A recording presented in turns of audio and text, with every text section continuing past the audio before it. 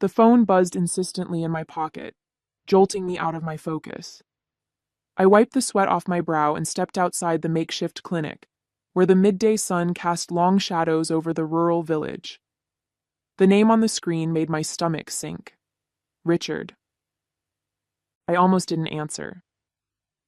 After years of dealing with my stepfather's antics, I knew calls from him rarely brought good news, but curiosity, and maybe a faint hope, got the better of me.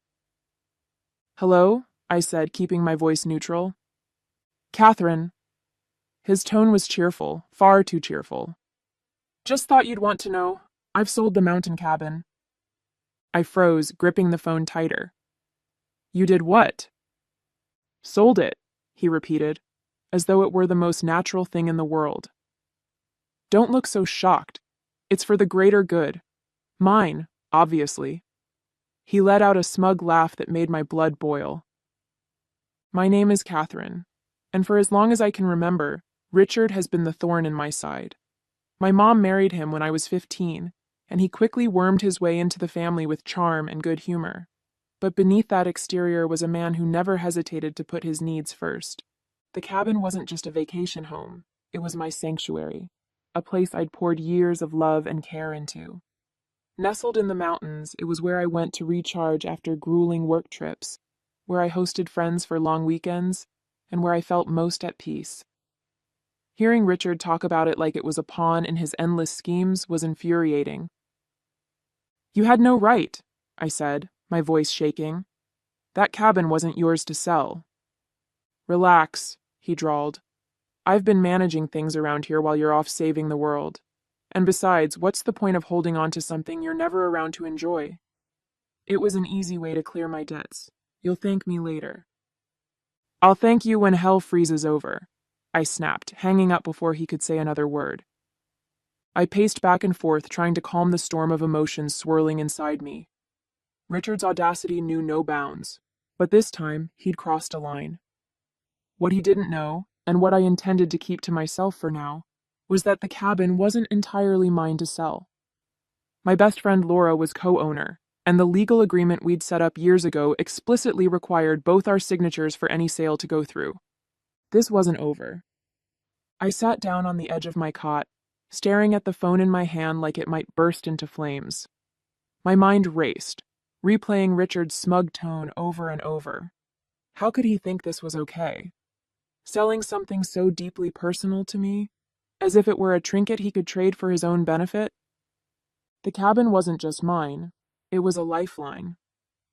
It was where I spent summers as a kid, chasing fireflies and hiking with my mom before she remarried. After she passed, it became my anchor, the one thing that felt steady when everything else seemed to fall apart. Richard, of course, had no such attachment. To him, it was just another resource to exploit, like so many things he'd meddled with before. But this wasn't some small favor or inconvenience. This was my home. I tapped on Laura's name in my contacts and waited for her to pick up. "Hey, Kathy, what's up?" she said cheerfully when she answered. "Richard sold the cabin," I blurted out, unable to keep the anger from my voice. There was a long pause on her end. "He what?" "Apparently he needed the money to pay off some gambling debts," I said bitterly. "He thinks he can do whatever he wants, but I know our co-ownership agreement makes that impossible. He doesn't have the authority to sell it without your consent." Laura let out a low whistle. "He really thought he could get away with this. That man has no shame." "None," I agreed. "I'm going to need your help sorting this out. I'll finish my volunteer assignment and head back home as soon as I can. Can you pull up the legal documents in the meantime? I want to be ready to counter this when I get back." "You got it," Laura said, her voice firm. "We'll take care of this together." As I hung up, a strange sense of calm settled over me. Richard thought he'd outsmarted me, that I was too far away to do anything about his betrayal. But he didn't know who he was dealing with. I wasn't the scared teenager who used to let him steamroll me. I was an adult now, with resources, allies, and a firm grip on the law. If he thought this was over, he was about to get a rude awakening. The next few days passed in a blur as I finished up my volunteer assignment, trying to keep my emotions in check. But no matter how busy I kept myself, the thought of Richard's betrayal lingered like an unwelcome shadow. I couldn't shake the image of him gloating about settling his debts at my expense. Late one evening, I sat down with my journal, something I always brought with me on trips. Writing helped me sort through my feelings, and I needed clarity now more than ever. As I scribbled furiously, the memories started flooding back. The first time I visited the cabin with my mom, the hours I had spent restoring it with Laura, the quiet nights by the fireplace when the world seemed to stand still. This wasn't just a building, it was a piece of me.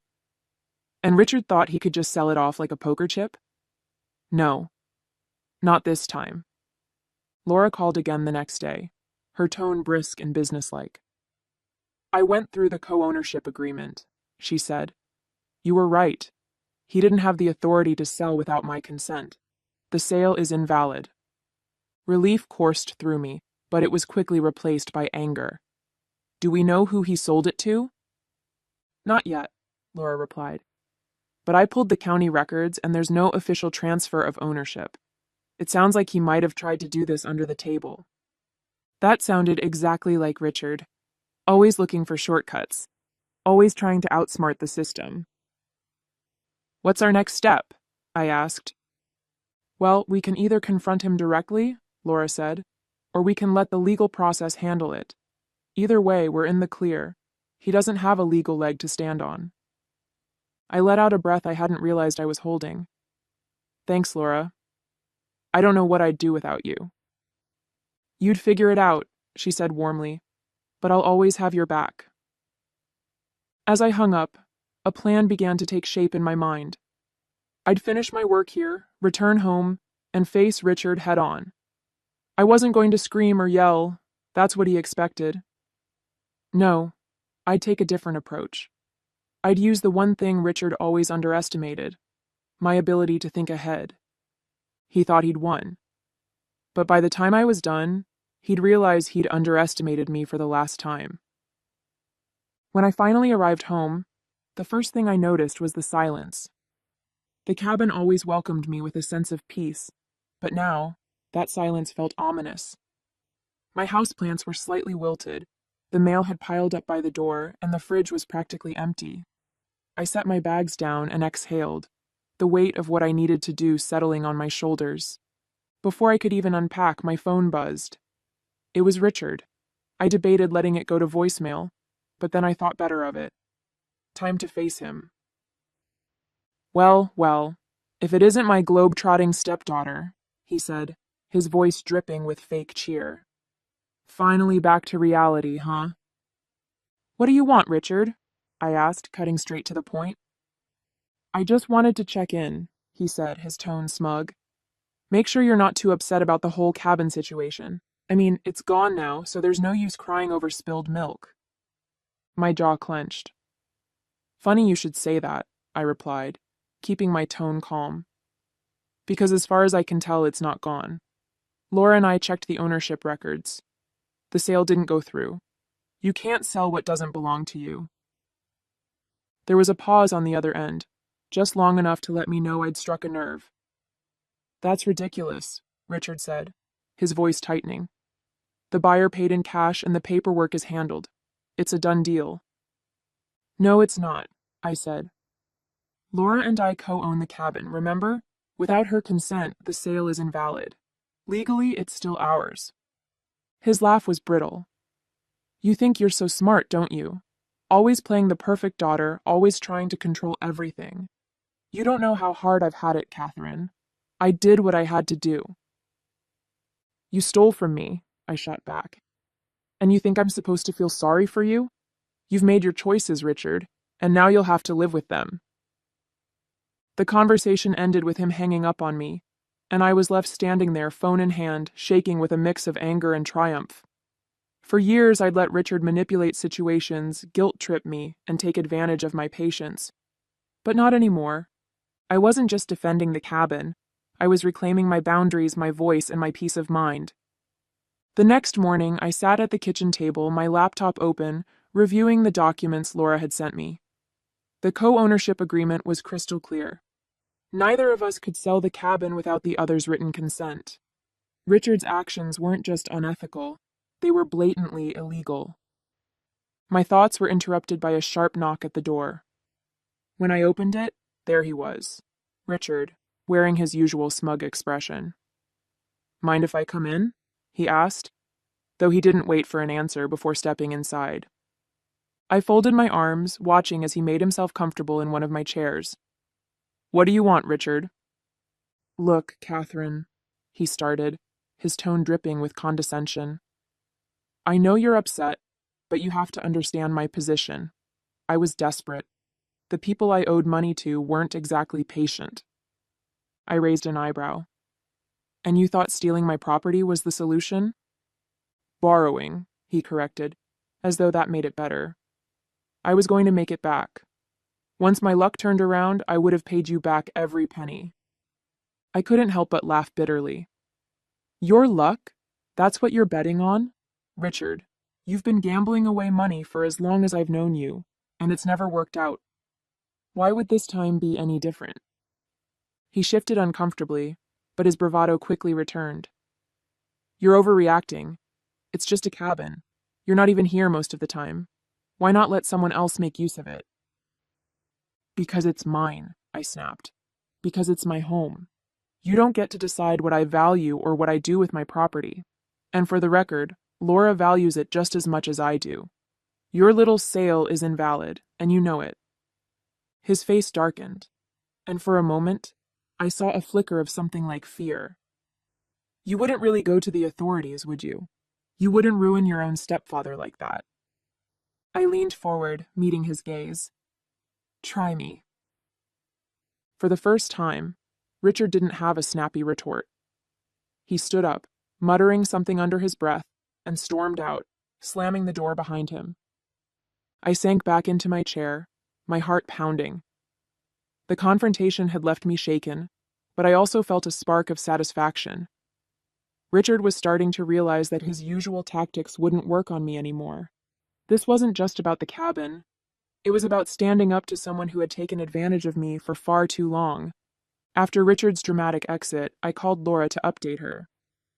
"He showed up at my house," I said, pacing the living room. "Tried to spin some sob story about how he'd borrowed the cabin to settle his debts." Laura snorted on the other end of the line. "Borrowed? Does he even hear himself? What did you say?"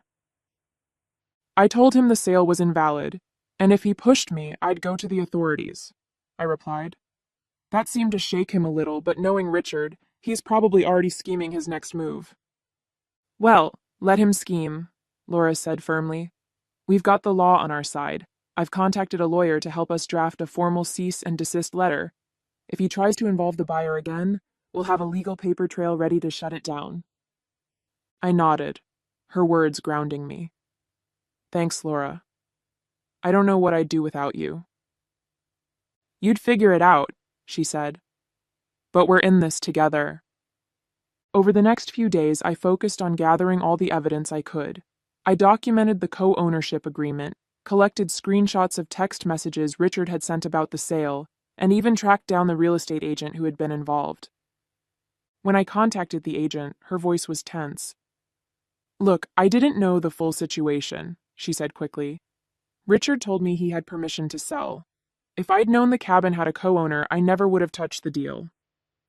"Well, now you do," I said, keeping my tone even.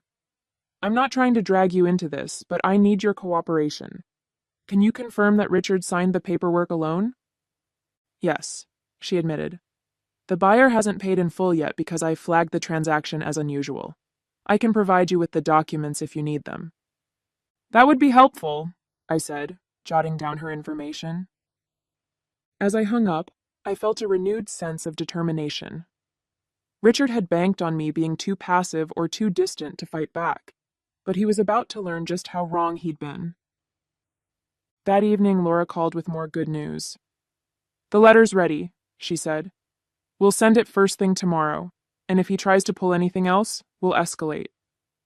"Perfect," I replied, a small smile creeping onto my face. For the first time in weeks, I felt like I was gaining control of the situation. Richard thought he could steamroll me, but he was about to find out that I wasn't so easily defeated. The next morning, Laura and I finalized the cease and desist letter and sent it to Richard. The language was clear and unyielding. Any further attempts to claim ownership of the cabin or engage the buyer would result in legal action. I imagined his reaction when he received it, probably a mix of outrage and disbelief. For years, he'd gotten away with manipulating and intimidating people into submission. But this time, he was up against a wall he couldn't charm his way through. Later that day, the real estate agent emailed me the documentation she'd promised. Seeing Richard's signature on the fraudulent sale agreement made my stomach churn, but it also solidified my resolve. He hadn't just crossed a line, he'd bulldozed over it. That evening, I got a call from Detective Miller, a local officer Laura had contacted to help with the case. "Ms. Daniels," he began, his tone professional, "I've reviewed the documents you and Ms. Langley provided. It's clear that the sale was unauthorized. Based on the evidence, we can move forward with a formal investigation if you'd like." "Yes," I said without hesitation. "I want to pursue this." Detective Miller continued, "We'll start by contacting the buyer and explaining the situation. If Richard continues to interfere, we'll escalate to criminal charges for fraudulent misrepresentation." "Thank you, Detective," I said. "Please let me know if you need anything else from me." As I hung up, I felt a mix of relief and anticipation.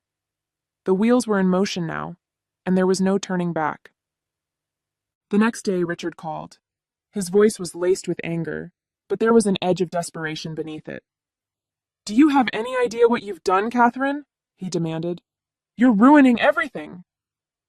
"No, Richard," I replied calmly. "I'm protecting what's mine. You did this to yourself." "You've always been so ungrateful," he sneered. "I stepped in when your mom couldn't handle things, and this is how you repay me?" I couldn't help but laugh bitterly. "You didn't step in, Richard. You took over. You manipulated, lied, and used people to get what you wanted, and now you're paying the price." He started to argue, but I cut him off. "This conversation is over. If you have anything else to say, take it up with my lawyer." I hung up and leaned back in my chair, my heart racing. Richard's days of pushing me around were over, and I was finally in control. 2 days later, Detective Miller called me with an update. "Ms. Daniels, we've spoken with the buyer, and they've agreed to halt the transaction. They were unaware of the co-ownership agreement and are willing to cooperate with any further investigation." Relief flooded through me. "That's great news. Does this mean the sale is officially void?" "Yes," he confirmed. "The cabin remains under your and Ms. Langley's ownership. However, we'll need to keep the case open to address your stepfather's fraudulent actions. Do you wish to press charges?" I hesitated for only a moment. "Yes," I said firmly. "I want him held accountable." "Understood," Detective Miller said. "We'll proceed accordingly. Thank you for your cooperation." After the call, I let out a deep breath. For the first time in weeks, I felt a sense of calm returning. The cabin was safe, and Richard's schemes were unraveling. Later that afternoon, I called Laura to share the news. "The sale is officially void," I told her. "The buyer's backing out, and the cabin is ours again." "That's a huge win," Laura said, her excitement evident. "But what about Richard?" "The police are moving forward with their investigation," I explained. "He's not getting away with this." "Good," she said. "It's about time someone stood up to him." Her words stuck with me long after we hung up. For years I'd let Richard get away with so much. His manipulations, his entitlement, his complete disregard for boundaries. But this time I'd fought back, and it felt like a turning point not just for this situation, but for how I approached everything in my life. That evening, I went to the cabin for the first time since coming home. Stepping inside, I felt an overwhelming wave of emotion. The smell of the wood panels, the familiar creak of the floorboards. It all reminded me of why this place meant so much to me. I sat by the fireplace, letting the quiet of the mountains wash over me. This was my haven, the place where I'd built memories, celebrated milestones, and found peace in the chaos of life. And it was still mine. No thanks to Richard. For the first time, I let myself smile. I wasn't just reclaiming a property, I was reclaiming a part of myself. A week later, Detective Miller called with the final update. Ms. Daniels, I wanted to let you know that your stepfather has been formally charged with fraudulent misrepresentation and attempted theft of property. He'll be required to appear in court, and based on the evidence we've gathered, the case against him is strong. Hearing those words brought a mix of emotions: relief, vindication, and even a touch of sadness. Thank you for everything, Detective, I said sincerely. You handled this situation with a lot of strength, he replied. It's not easy to stand up to family, but you did the right thing. After the call, I sat quietly for a while, processing the weight of everything that had happened. Richard had been such a constant force in my life for years, albeit a toxic one, and now I was finally free from his manipulations. The next day, Laura and I met at the cabin. She'd brought a bottle of wine to celebrate, and we sat on the porch overlooking the mountains, the crisp air carrying the scent of pine and earth. To us, she said, raising her glass, and to not letting anyone push us around. I clinked my glass against hers, laughing softly. To us. As we talked, I realized how much I'd learned from this ordeal. I'd spent so much of my life avoiding conflict, trying to keep the peace, especially with Richard. But this time, I'd stood my ground, and it felt like a turning point, not just for my relationship with him, but for how I saw myself. You know, Laura said, interrupting my thoughts, this cabin has always been more than just a property. It's a symbol of everything we've built, everything we've worked for. Don't ever let anyone take that from you again. Her words hit home. The cabin wasn't just a house in the mountains. It was a reflection of my independence, my resilience, and my determination to protect what mattered most to me. Later that night, as I sat by the fireplace, I felt a peace I hadn't known in years. Richard's betrayal had tested me in ways I never expected, but it had also shown me how strong I could be. The cabin was safe, my boundaries were firmly in place, and for the first time in a long time, I felt truly in control of my life. In the weeks that followed, life slowly settled into a new rhythm. The cabin, once a battleground for Richard's greed, became my refuge again. Each creak of the floorboards, every rustle of the trees outside, reminded me of what I'd fought to protect. I didn't hear much from Richard after the charges were filed. My mom called once, her voice hesitant. You know how he gets, Catherine, she said, her usual defense of him ringing hollow this time. I do, I replied evenly. And that's why I did what I had to do. She didn't argue. For the first time, there was no attempt to guilt me, no desperate plea for reconciliation. Just a quiet sigh before she said, I hope you find peace. I already have, I said, and I meant it. Laura and I spent the next few weekends working on small renovations to the cabin. We painted the porch, patched up the roof, and planted a few wildflowers along the edge of the property. With every nail hammered and brushstroke applied, it felt like I was reclaiming more than just the space. I was reclaiming myself. One evening, as we sat on the porch watching the sunset, Laura turned to me. So, what's next for you, Kathy? You've taken back the cabin, stood up to Richard? What's the next big move? I thought about her question for a moment, the answer coming to me with surprising clarity. I'm going to keep doing what I love, I said. Volunteering, traveling, living my life on my terms. But this time, I'm not letting anyone else dictate how I live it. She smiled, raising her glass. To that, as the days passed, I found myself reflecting more on everything I'd learned from this ordeal. It wasn't just about the cabin or even Richard. It was about realizing my own strength. For years, I'd let his behavior dictate how much I pushed back, how much I tolerated. But now I knew I was capable of setting boundaries and holding them, no matter how uncomfortable it made others. The cabin stood as a symbol of that growth, a reminder that I didn't have to sacrifice my peace or my values for anyone else's comfort. One evening, as the sun dipped below the mountains, I stood on the porch, breathing in the cool, pine-scented air. For the first time in years, I felt truly at home, not just in the cabin, but in my own life.